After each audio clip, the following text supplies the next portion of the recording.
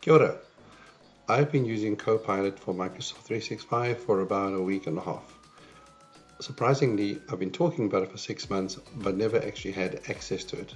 And that's simply because of the license limitations. You had to have 300 users and it had to be a 1-year commit. So it was quite a big ask. But I have it now, I've had it for a week, and I thought I'd do a very quick video on what my initial thoughts were. So I've sort of broken this up and I've asked myself 3 questions. 1, does it do what it says on the box? 2, is it making my life better and easier? And 3, would I pay money for it if I didn't get it free from my company? So let's go through this very, very quickly. Does it do what it says on the box? Yes, no answer. Yes, it does. Deep dive into some of the details? Not always. But as a general answer, yes. If you have an expectation that it's going to do certain things based on the product videos and demos you've seen from Microsoft and partners like ourselves, absolutely, you will not be surprised by something it doesn't do. So that's really, really cool. 2, has it made my life easier? Am I doing more with less, or am I being more productive? Absolutely. So a solid yes there as well. I don't want to not work with it again. I need to caveat that I'm quite a big fan of generative AI tools and have been using them in whatever form I could before I got Copilot. And so for me, that wasn't a massive transition into how to use the capability for what I wanted to do. But the big changes have been embedded into your line of business applications. So while you're working in Outlook, draft an email, while you're in a Teams conversation, start asking questions about that instead of retroactively having AI look through a transcript. Massive, massive productivity gains. I don't really want to ever not have it available to me.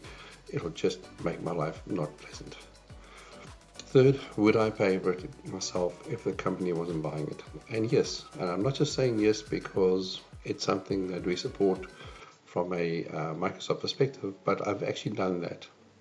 When Copilot was announced for general availability for everybody with no limitations, I immediately bought a personal subscription on my Outlook.com account, and I started using it there until our corporate accounts were switched on.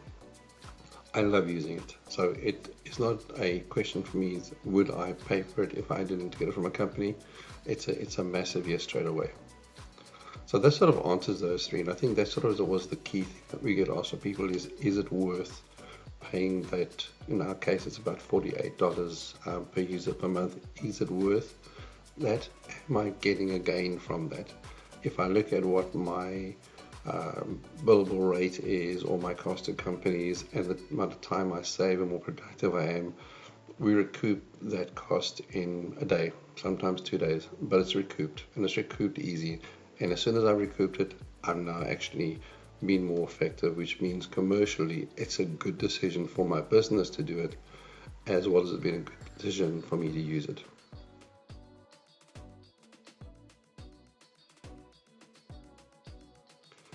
So let's do a quick changeover, and I'm just going to do this for 2 or 3 minutes. So I want to keep this video nice and concise. What are the things that have surprised me? What am I a little bit disappointed about? So things that surprised me: how effective Copilot in Teams is. I cannot speak, I could speak words about how amazing it is. Not only the Microsoft chat side, but the ability to actually have Copilot in the stream of a conversation or a Teams meeting. Literally join a Teams meeting 10 minutes late. If the meeting is being recorded and there's transcript on, pop up the Copilot and say, give me a gist of what happened since the meeting started, and if there's anything I should be aware of, and I get an answer. That's phenomenal. There's no retroactive thing or going afterwards or phoning somebody. It's just there. So I really have been surprised at how effective that is. Wouldn't say surprised how effective it is in Outlook, but it matches the sticker price. I get what I wanted, and all the demos I've seen from Microsoft have worked really well. The Word experience also basically out of the box, it works well.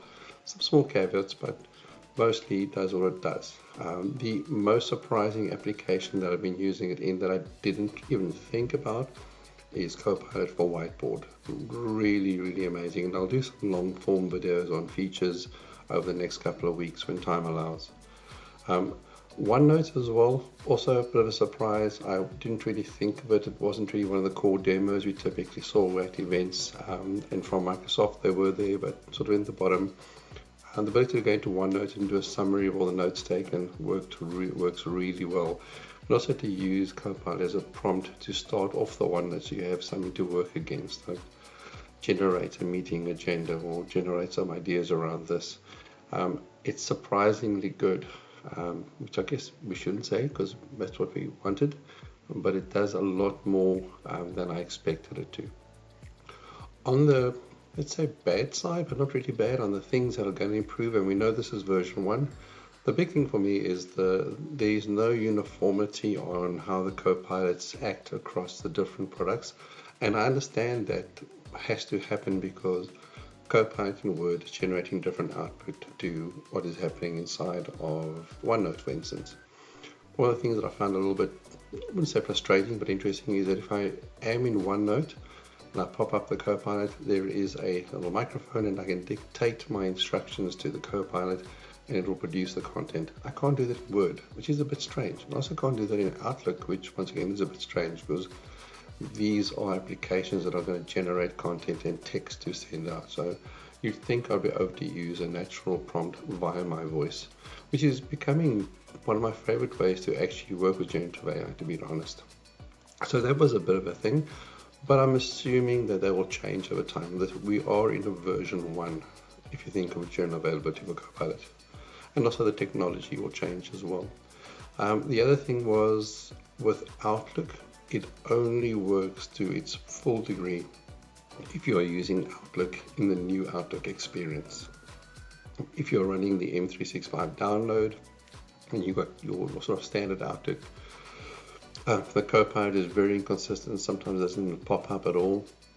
So you don't get a great experience there, but if I'm using new Outlook, I get a really phenomenal experience. The suggestions are really good. I'll share a very simple example of how great the suggestions are. Somebody asked me a question in the email around formatting content in Copilot Studio. And it was quite a general question that sort of outlined the problem they were having, asked my advice. And when I clicked on the reply button, it pops up a few suggestions in the bottom. And one of them was an actual suggestion based on the content on how they could use JSON formatting to get a better output as part of the solution. So it actually went and not only answered and said, hey, yes, thanks for your mail. Here is an answer, and left a space for me to put some content, some answer. It actually looked at the question and suggested an answer to a technical question around formatting in Copilot Studio through a normal email reply, which I thought was really, really impressive. They went that far. So yes, to cover off, absolutely Copilot for Microsoft 365 is amazing. It does work. It does what it's supposed to do, and is worth the sticker price by a mile. There's no way you could look at it and say this is not going to make a difference to how productive you are. So 100% support it. I'll do a couple of long form videos on the features as time allows. Bit of a busy time of the year.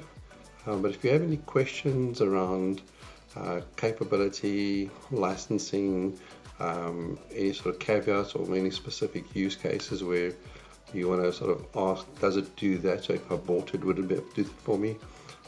Drop a comment on whatever platform this video you are viewing, wherever you're viewing this video, and I'm happy to answer for you. Kia ora.